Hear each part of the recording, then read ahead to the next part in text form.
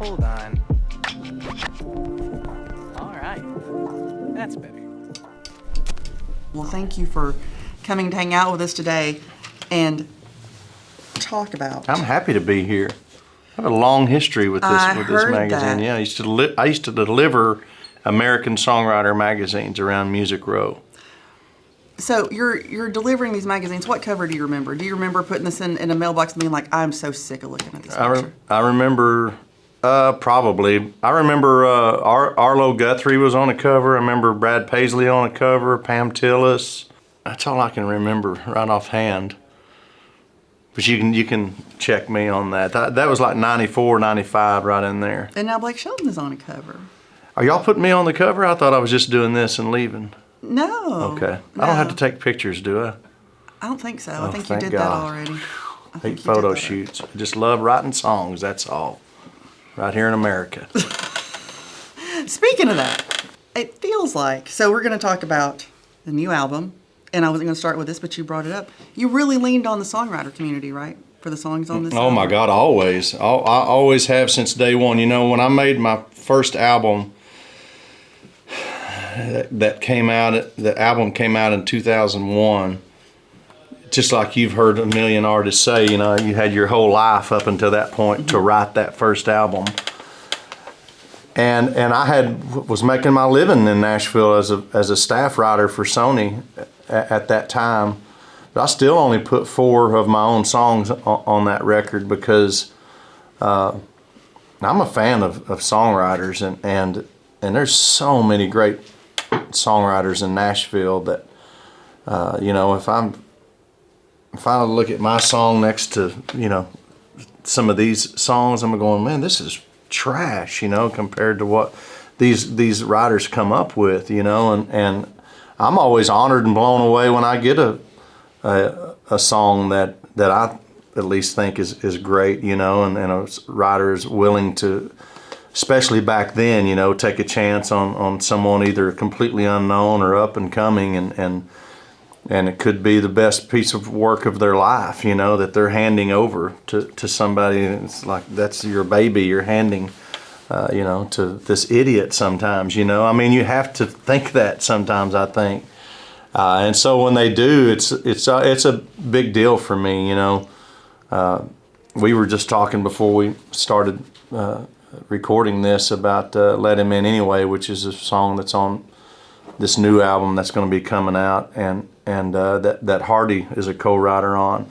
And you know, Hardy's been an important piece of my career the last I don't know 5 or 6 years. You know, he's a writer on God's Country and Hell Right and probably something else I'm forgetting, and he's also a writer on Let Him In Anyway. And every time I see Hardy now, I'm like, man, listen, I just can't thank you enough, you know, like for taking a chance, you know, on one of the old guys in country music, you know what I mean, and letting me have a crack at some of these songs, and because without that, I mean, like, I would still be singing country music, but it'd be in a cover band somewhere and back in Oklahoma, you know, without these writers taking a chance on me, you know. When you recorded God's Country, though, I feel like you kind of put Hardy on the map a little bit. Hardy says that to me too, and that's the great thing about a moment like that is, you know, they had written the song and were kind of like, Hardy was, I think, at a place. It was written by 2 artists. Devin Dawson is another writer on it, and you're going, why aren't either one of you 2 guys singing this song? And I think they were both at a place in their career where they were like, what's going to have a bigger impact? Like, I think they probably both thought, what if we don't make it, and then we have a chance for an established artist to record this song, you know, what would that do for our overall career? And so that's what they, I guess, I haven't had this conversation with them, but I imagine that must be the thinking behind it, you know, because I think it probably did help, you know, elevate Hardy into, you know, what he is now, because each big moment like that you have, you know, you win I think we won sing. I don't know if it was song or single of the year, one of the two, but those things help you step up to the next thing, and now you have that platform and that thing to talk about, and radio. Oh, I know who Hardy is. He's the writer on that. Let's listen to this song, and it just kind of helps connect the dots, I think. Sure. Well, you debuted it on the ACM Awards, right? Yeah. And we wrote about it before it came out, and as soon as you started singing it, 40,000 people popped in that story. So the impact was immediate. Yeah. And well, you know, I've been doing this for a long time, and the only time Garth Brooks has ever reached out to me, you know, on the telephone was because of that performance. You know, he called us to say, "Man, what the hell was that?" You know, that was incredible. You know, which ended up leading to, you know, some work that he and I did together. But it was like I knew that performance made an impact if he was paying attention. So, yeah. So you talked a lot about being burnout for a hot minute before you made this album. What does Burnout Blake Shelton look like?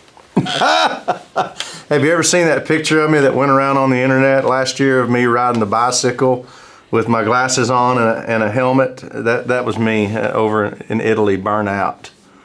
Like, have you seen that picture of I it? have not. All right, we got to I'm do gonna one of look the it up. pop-up things right now on this interview. That it's the most stupid. Every word I almost said is inappropriate. Not smart-looking picture of me. Was it fun? And it's funny. It's horrible. It's horrifying for me. It's great for everybody else that likes to make fun of me. That's what burnout. That's burnout. Blake Shelton. Well, that's what I look like. Burnout. Is that what you meant? I'll take it. I was more thinking about Blake Shelton sitting at home, like watching Wheel of Fortune or something like that. Well, that's what I had been doing, and that's why Gwen finally said, "Hey, yeah, we're doing something. We're going." And I'd never been overseas before, so she booked a trip to Italy, and which was incredible, and you know, it was a lot of fun. But you know, I to get burnt out in this business, I think you got to be super lucky and blessed, and I have been, you know, because at that point it was like, golly, you know, I just feel like I've just been on this hamster wheel, and being on television really sent it to the next level because you know, that's really two different lanes. Even though the voice is a music show, it's about music. It's still TV, and that's a completely different industry than the music industry. And for a few years there, you know, I was, you know, having a pretty hot streak in country music, and I happened to also be on the #1 TV show and television at the same time, and trying to bounce back and be sure you don't lose momentum in this lane, but you have to do this job because you signed up to do it, and eventually it did do a number on me, and I was pretty burnt out, you know, and I was burnt out for a few years towards the end of being on The Voice, and that's why I knew, like, all right, if I can't even be happy being able to be lucky enough to do this, it's time for someone else to have this chair, and so then Reba and I think Reba took my spot. I remember in that time sitting backstage at some award show with you, and you're like, I just want to go fishing. I don't even know where to fish in LA. So you were trying to acclimate. Yeah, there's not anywhere to fish in LA. You hook onto a dead body floating down the creek. Not necessarily human, you know. It could be a critter. Yeah, but dead for sure.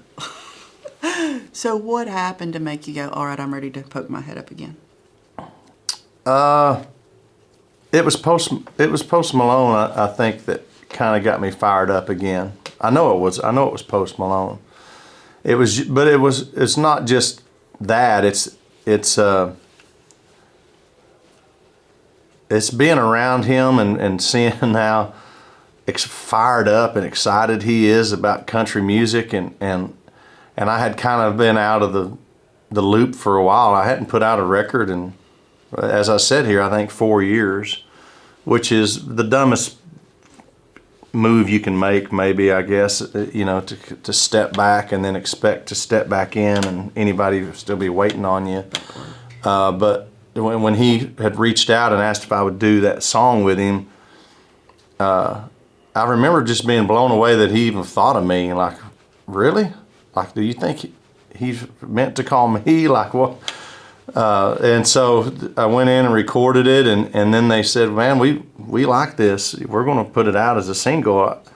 I was shocked again, and at that point I started spending some time around him, making the video, and we did several performances, and now there's been obviously a lot of things as that song did what it did, and I started thinking, man, what am I doing, Like, I need to, nobody gets to do this. Like, I need to make a record, like that was fun, and what I realized that I'd had the break that I needed, I guess, and I was fired up again, to go in and record.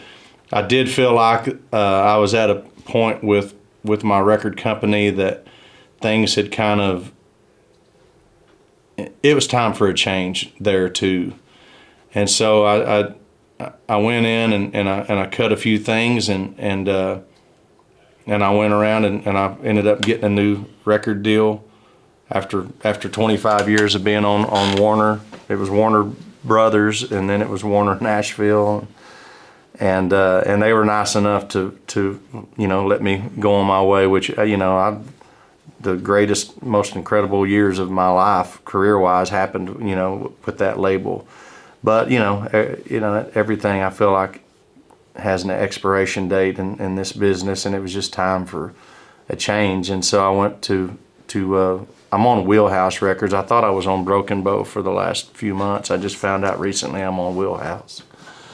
But I went into the office that day and I had recorded Texas and a couple of other songs that are on this album, and I played it for John Loba and Katie Kirkhoff and Peter Strickland, and John Loba turned the radio off and he goes, we're done. I want to put that out now, and which was so refreshing for me to hear that kind of excitement again about something I had done. I was like, this is where I want to be, just to see that somebody was fired up about it. And man, it wasn't, maybe a couple of months later, the deal was done and they released the song, and man, it's just been, I've been fired up again, I'm really excited about this new record and what's to come off of it. People have heard Texas, and now we just did that preview. Well, I don't know what you call it. Like they released "Let Him In Anyway" off of the album, and that's getting some really good response. And so I'm just fired up for people to hear the rest of it now. How long had you been collecting songs? Because these are significant, I think, smashes that you have a whole record of. Oh, thank you. You're welcome. Oh my God, you heard it. You heard it, people. 6 years, I guess, because there was things that I had cut that I didn't put on my last Warner album, and I don't know why really, because when I listen to them now, I'm going, what the hell was I thinking? Which ones were those? Heaven Sweet Home. It was one of those. Strangers might have been one of those. I would say Heaven Sweet Home goes back quite a few years, and but I'm glad I didn't, because now I've put Craig Morgan on that record singing with me, and it feels ready now. It feels complete. And I had cut years a while back too, and had John Anderson come sing on it. So, and I bet he's thinking right now, man, I wonder what happened to that song that I recorded with Blake that was like years and years ago. He probably thought I forgot about it. It's coming, John, I promise. So we'll call him. Yeah, We'll call him. So, on this album, you have a Gwen collaboration, right? Mm-hmm. You got John Anderson. You got Craig. Craig. Talk to me about winding those folks up, and you're like, I'm going to get these people on this record? Like, how does that happen? Well, I won't go into it, but I asked other people to be on this record I need names. with me, and I have no luck at that, by the way. Every time, I feel like when people ask me to be on their record, I feel like I almost always say yes. Even before I hear the song, it's like, man, if you want me, hell yeah, I'll do it. You know what I mean? They're afraid of you. You're a better singer than they are. But now when I ask people to be on my record, it's like I can't get, a lot of the asks don't come in. I'll tell you when the camera's off. It's shocking and upsetting. We're going to make a list. It's upsetting. But it's because you intimidate them because you're so good. Is that what it is? I promise. Okay, take that. I promise. Take that, America. But I mean, for Gwen, I don't have to think. I can't imagine making a record without her being some kind of a part of it anymore, because she's just so much fun to make music with. Honestly, she just she gets so excited about it, and I tell you, man, to see her fall in love with the Nashville process has been super exciting for me to watch, and because of course she would. The songwriting community here, the way we make records here, and so she's all about it, And the opera, you brought her up. Oh my God, all of this stuff is like just a whole new experience for her, and so she's having a blast with it. With Craig, I just told him he was going to do it. I didn't ask. It was like, hey Craig, you're singing on this song, so I need you to get in the studio. And then who else is with me? John Anderson. John wrote the song, so I knew I could get him. He had an album. His album is called Years that he made. That I'm actually featured on his album on a different song called Tuesday I'll Be Gone. And when that album came out during COVID, man, I'm really going off the rails here, but I was really excited for John because he hadn't made a record in a while, and I just thought the whole album was brilliant, I thought. And we had it set up to where I was going to perform on the ACMs, and I ended up making my duet with John Anderson, and then they were going to launch the album off of that performance. And then this thing called COVID hit, and they canceled the ACM awards that year. It was just gone, and we ended up doing a thing that was like performances artists made on their cell phones, remember? And they made that a show that night, and it was just, I felt so bad for John because the opportunity never came back around. The album came out because it had to. It was slated to come out, and I just felt like that record never really got the platform that it deserved. And so I was happy to steal Years off of his record and put it on mine. So. Well, now maybe you can do some kind of collab on an award show and combine the two songs. Yeah. And bring them back. Tell me about Hanging On. Okay, let me get a drink. Hanging On came to me from Charles Kelly, and I'm not even sure if he sent it to Scott Hendricks first or straight to me. I can't remember.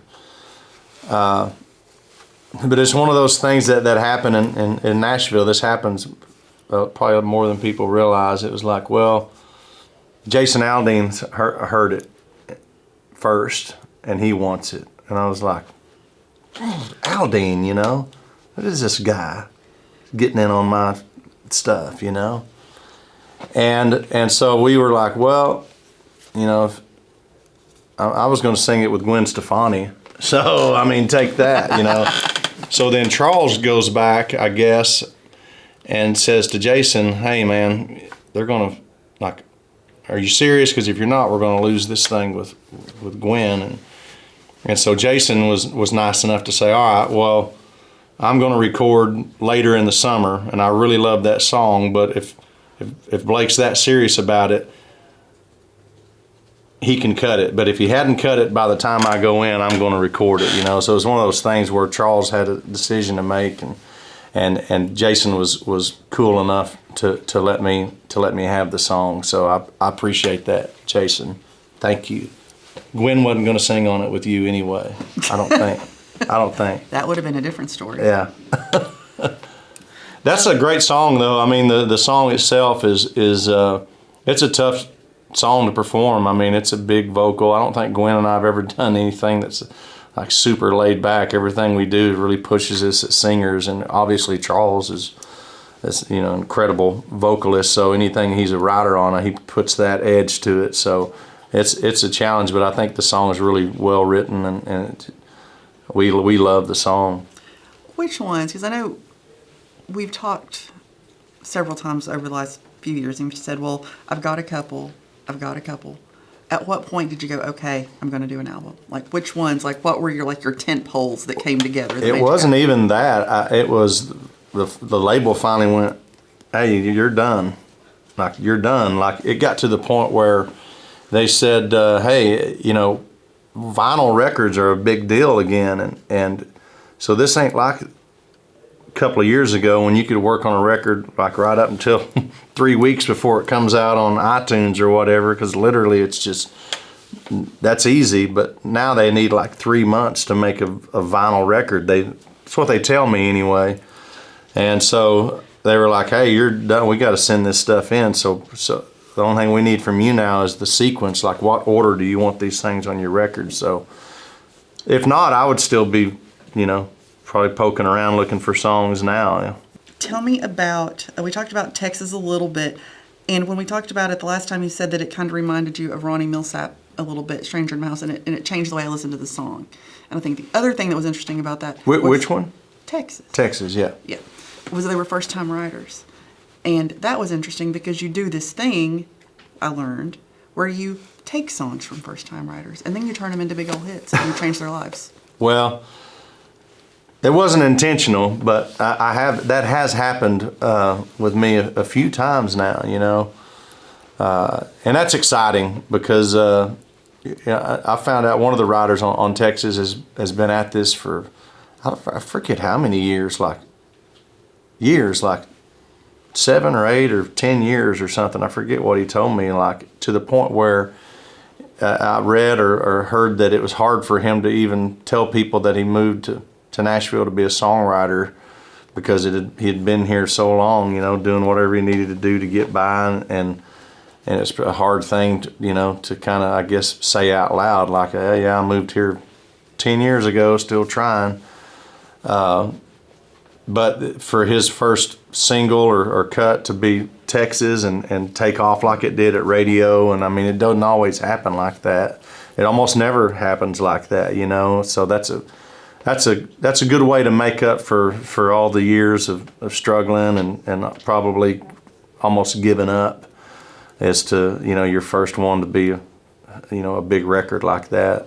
It's got to feel good for Blake Shelton too to have his first single on his brand new label. Yeah. It seemed like it's going to be a huge #1. Yeah, it is. It's everything that I was hoping for. That I really did. I know you roll your eyes every time I say something like this, but I really was thinking, man, I don't know what's going to happen. I don't know if it's going to be received like they used to be received from me. Like, there was a time there from 2011 to 2019 or 20 and it just seemed like everything we put out was just a hit. Like we had that momentum going. That's what happens in this business. It seems like you just get on a roll, and man, it's crazy when you step off of it and it just kind of rolls past you, and you go, oh, this last couple of songs I put out didn't take off. They went to #3, and you were grumpy about it. I challenge you to look at Wikipedia, and one started doing a little worse than the next, and it starts making you think, just maybe it did roll on past. But my point is to have it be 4 years since I released an album and put out something new, and it to be received like the old days again. That's pretty exciting. So I want to hear about Stay Country or Die Trying. Okay. So tell me about that song.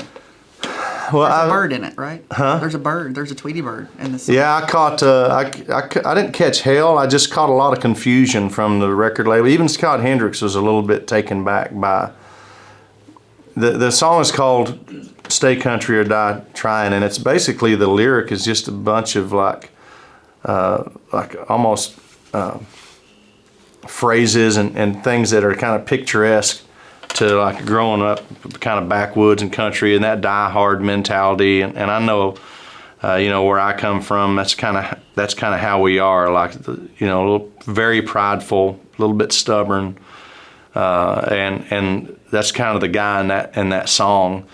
There's a pride to being a hillbilly and not going to town for any damn thing, you know what I mean? And so the song, though, for me, it sounds like this Southern rock kind of anthem. It's got a little bit of God's Country in it, a little Old Red in it. And if I'm trying to compare it to something that I guess that I've done in the past, at the end of the day, I just love the energy of the record, and I love being able to lean into it as a vocalist.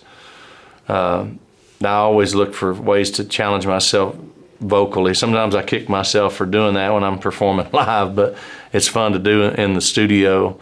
And the bird, though, so the bird is only on the vinyl, and it's a Bob White quail.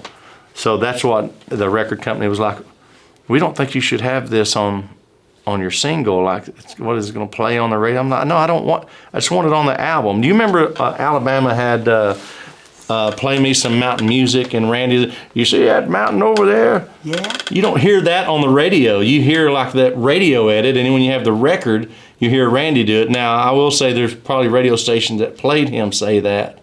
But they just wanted a little thing for the album, So I had to fight with the label and Scott Hendricks to get that at least on the vinyl, the Bob White quail at the opening of the song. I love that you brought up Alabama, because I get total Alabama vibes from the production and the harmonies on Heaven Sweet Home. Oh my God. Well, I think you and I have talked, there's been some other records of mine that kind of had a little Alabama sound to it, and I'm only now just realizing the last few years how much of an influence Alabama has been on me, I guess, as an artist, and to the point where I ended up honoring Alabama and then Randy Owen as just he got the Lifetime Achievement Award at the BMIs, and I got a chance to honor him there. And man, they just wrote great songs, but they made incredible records that just still to this day stand up against anything you hear on the radio, and they were just incredible artists. But Heaven Sweet Home, it does. It has the harmony parts that you would hear on an Alabama record, I guess. So you did not do that on purpose? I didn't do it on purpose, no.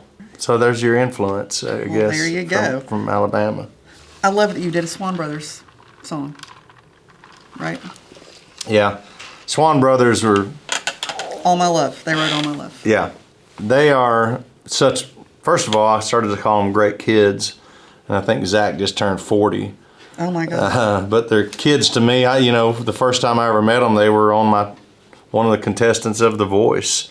I think season 4 they were on, and I'll never forget the first time I met them. I felt like I had known them my whole life. Of course, they're just from a couple of counties over from me in Oklahoma, but I think probably everybody feels that way about those guys when they meet them, no matter where you're from. They're just good dudes and super talented. I don't know if you've ever seen the Swan Brothers play live, but they're just so talented. They can play anything. I mean, nicest, man. Oh my God! Put any instrument in front of either one of them, and they can play it. And I think they're a couple of those guys, though, like we were talking about earlier, that they've been kicking around now. That's been a lot of years ago when they were on The Voice. I think it was 2013 or 14, maybe, and still. Besides that, kind of looking for their big break, and they send me songs once in a while, and I've cut a couple of them. My last album that I did make was called Body Language, which was a song that they wrote, and then they had sent a All of My Love to me, and I just loved the song and did a little work on the bridge, and I had forgotten about it, and they had texted me and said, hey, are you cool if we post this video of us singing All My Love on their Instagram or YouTube or something? And they sent it to me, and I went, oh my God, I forgot about that song. It's been a while. And I said, don't post that, or I'm gonna cut that. And so the very next, like a few weeks later, I was in the studio and I threw the lyric to Scott. I said, hey, we're gonna cut this today, you know, so we worked it up, and I think it fits good with the record. It's really the only kind of straight up love song that we have on the album. Is there a song on the album that stands out to you that we didn't highlight? What do you love that we didn't? I love The Keys. Oh my God, I love that song, The Keys. The Keys is, you know, I don't know if it hits anybody else as hard as it hits me, but I am that guy. I don't know if you do that, but I have keys that I have kept on my key ring that go to stuff that I have no use for anymore, but I just keep the key because of the memories, you know, of whether it's an old house key to an apartment or a truck or whatever. I just can't, for whatever reason, just hang on to that stuff. And I'm really not a sentimental guy like that, but for some reason keys are something I'm not good at throwing away. And then I got this song that's literally about that, you know, and about how it's almost like that's your way of hanging on to a memory, you know. It's just an incredibly written song, and again, the melody is like something I've never quite heard before, and it's getting harder and harder in Nashville to find songs that don't sound like the last song and the last song. It's easy to get stuck in a rut, I guess, and I think we're all guilty of chasing a sound that's working probably for somebody else, and I know writers try to do that to get cuts, and artists try to do that to get on the radio or get their song heard because it sounds familiar, because it sounds like everything else. And so when I do find a song that has a melody that seems like it comes from another time or place, I'm always excited about that, and The Keys has that. When somebody listens to this from top to bottom, what do you hope they take away about Blake Shelton right now? What does this say about you as an artist right now? I think it says that I'm still on a search for the most unique and best songs I can get my hands on. You know, I've never been somebody who's trying to make some kind of a statement with an album, or it's never been that for me. And that might seem strange to some people. But I've just always been someone who I want to collect great songs, and I know that's subject to opinion, but over the years I look back at some of these songs that I've had that I just go, man, I'm really, really proud of some of those records, because I feel like they're pieces of work that if nothing else, they're not like any other song out there, you know. And that's sometimes the hardest thing to do, is to find something that's new, that hasn't been said before or written before, or a melody that we haven't heard before. I'm always on the search for that.